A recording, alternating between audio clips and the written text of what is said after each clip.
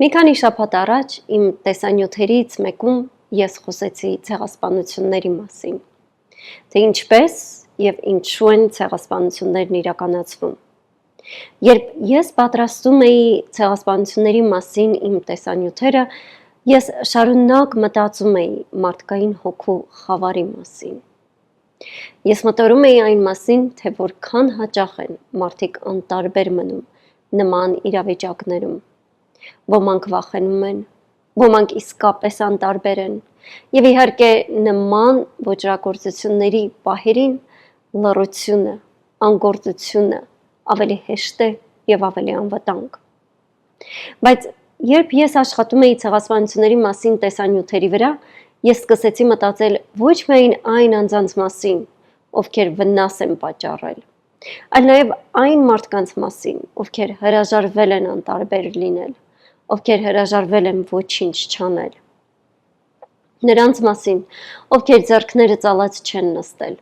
ովքեր ընտրել են հոգ տանելը, մարդկային կյանքեր փրկելը։ Ես սկսեցի հիշել այն մարդկանց մասին պատմությունները,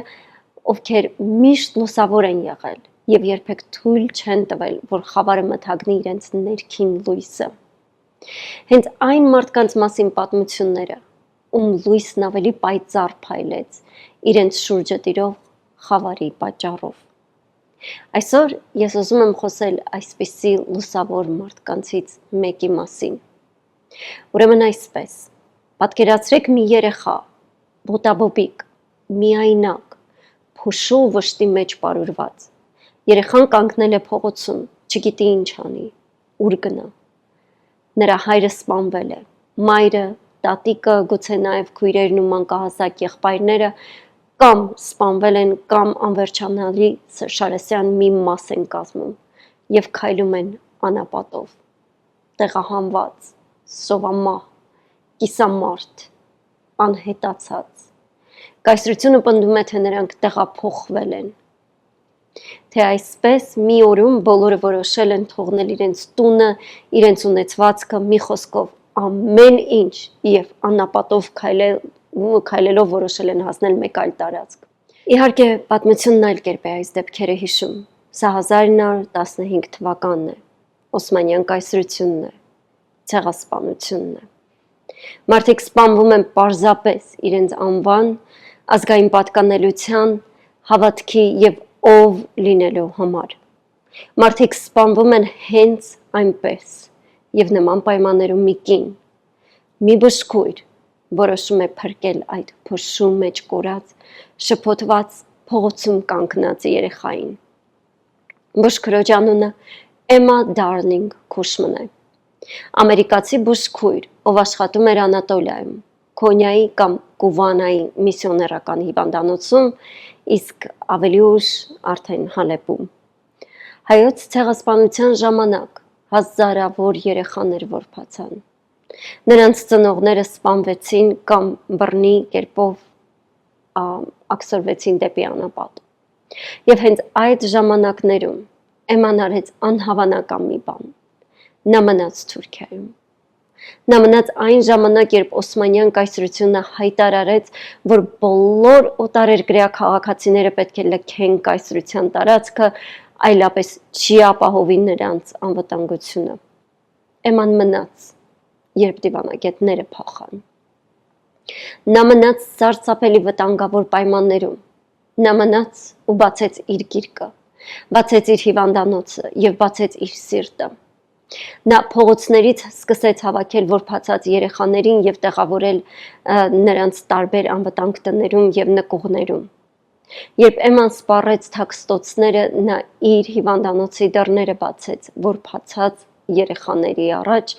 եւ հիվանդանոցը մեծ հաշվով վերածեց որբանոցի, որտեղ ապաստան գտան 1000-ից ավելի երեխաներ։ Երեխաները սոված էին, լուռ, շատերը հիվանդ, սովից, տիֆից եւ այն ցավից, որը կոչվում է բռնություն եւ ընտանիքի կորուստ։ Էմման նրանց տվեց սնունդ, դեղորայք, մաքուր ջուր եւ որ կարեւորն է, Էմման երեխաներին ինքնություն տվեց, նա գրանցեց նրանց անունները, Սովորեցրեց երգեր, վերադարձրեց մանկություն, նա նորից կյանք տվեց այդ մոռացված եւ հալածված երեխաներին։ Բայց չկարծեք, թե Էմայի արածը անվտանգ գործ էր։ Օսմանյան իշխանությունները արգելել էին օգնություն տրամադրել հայ որբերին։ Շատ երեխաներ առևանգվում էին։ Նրանց ստիպում էին փոխել անունները, մոռանալ իրենց լեզուն, իրենց հավատքը։ Նրանք թուրքացվում էին նման վտանգավոր ժամանակներում եւ պայմաններում Էմմա Քուշմանը դիմադրեց։ Նա կանգնեց երեխաների եւ նրանց խոշտանգողների, նրանց դահիճների միջև։ Նա քանիցս իր կյանքը վտանգի տակ դրեց, վիճելով պաշտոնյաների հետ եւ փորձելով պաշտպանել հայ, հույն եւ ասորի երեխաներին։ Մինչև առաջին համաշխարհային պատերազմի ավարտը Էմմա Քուշմանը արդեն ավելի քան 1000 որբ երեխա ուներ իր անմիջական խնամքի տակ։ Առաջին համաշխարհային պատերազմից հետո Էմմա Քուշմանը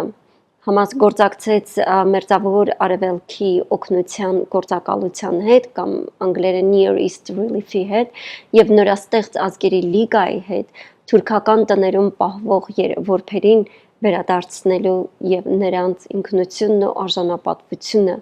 վերականգնելու համար։ Էմմայի եւ նրա գործընկերների ջանքերի շնորհիվ փրկվեց ավելի քան 60,000 երեխա։ Բայց այս ամերիկացի բուժքրոջ պատմությունը դրանով չի ավարտվում։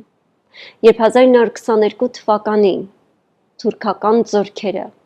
հարձակվեցին հունական Զմյուռնիայի վրա եւ հրդեհեցին քաղաքը, Էմման անձամբ 1700 հույն երեխայի դուրս բերեց վտանգի գոտուց դեպի ապահով վայր։ Այդ որբացած երեխաներին եւս Էմման նոր կյանք ու նոր հույս տվեց։ Որբերից շատերը դարձան ուսուցիչներ, բժիշկներ, արվեստագետներ եւ այլն։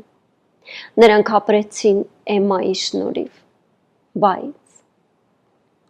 տասնամյակներ շարունակ Էմմա Քուշմանի անունը մարեց։ Չհայտնվեց պատմության էջերում։ Ճիշտ է, նա պարգևատրվեց Ֆրանսիայի եւ Հունաստանի մեդալներով, բայց ոչ մի արձան չկանգնեցվեց նրա պատվին։ Ոչ մի դասագիրք չպատմեց նրա պատմությունը։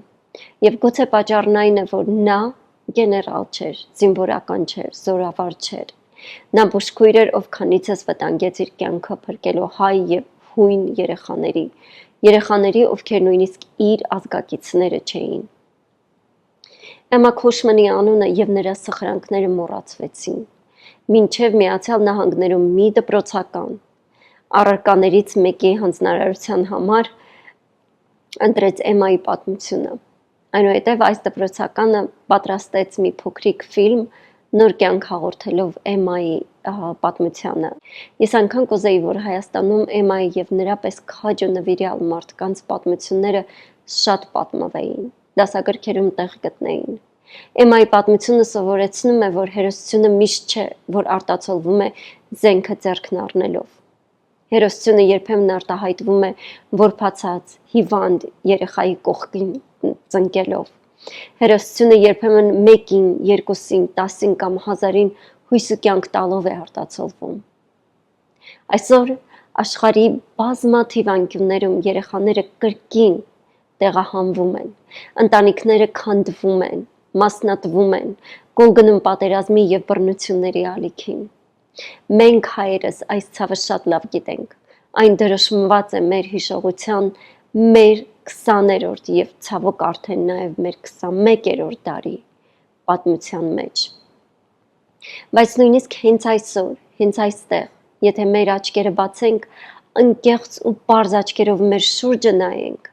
կտեսնենք, որ կան մարդիկ, ովքեր կյանքի եզրին են կանգնած, գործաման եզրին են կանգնած եւ սպասում են փրկության, օգնող մի ձեռքի։ Այսօր մեզանից յուրաքանչյուրը ունի ընտրության հնարավորություն, ընտրել տեսնել, լսել, օգնել, չանտեսել, թե այնուամենայնիվ լռել ու անտեսել։ Մեկ մարդը գուցե չկարողանա փոխել ամբողջ աշխարհը, բայց մեկ մարդը կարող է դառնալ մեկ ուրիշի գոյատևման, մեկ ուրիշի փրկության պատճառը։ Մեկ մարդը կարող է փոխել պատմության ընթացքը, թեկուզև մեկ կյանքի համար։ եւ մեզանից յուրաքանչյուրն ունի այդ ներուժը, այդ հնարավորությունը։ Պարզապես պետք է փնտրենք եւ գտնենք մեր ներքին Էմմա Քուշմանին։ Դե ինչ, ձեզ հետ էր Word and Me Project-ը եւ դոկտոր Եվա Ալեքսանյանը։ Կհանդիպենք։